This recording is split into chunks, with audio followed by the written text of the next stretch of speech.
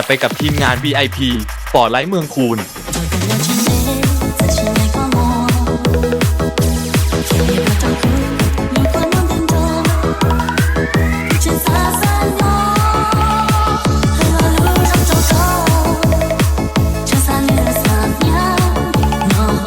จัดไปกับทีมงาน VIP สปอร์ตไลท์เมืองคูน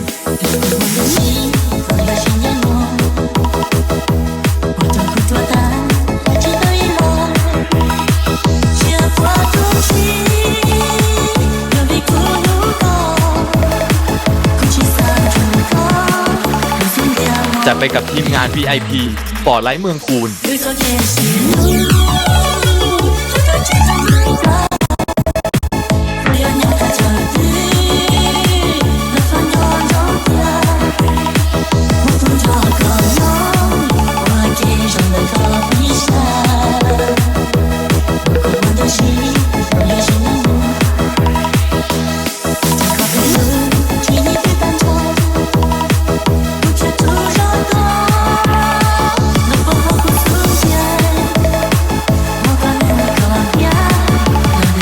จัดไปกับทีมงาน VIP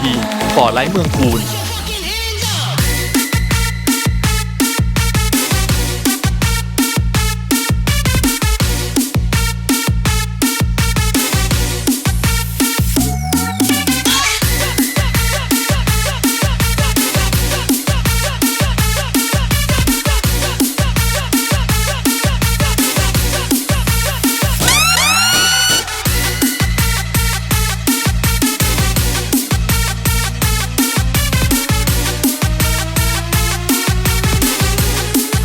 จัดไปกับทีมงาน VIP สปอร์ตไลท์เมืองคูน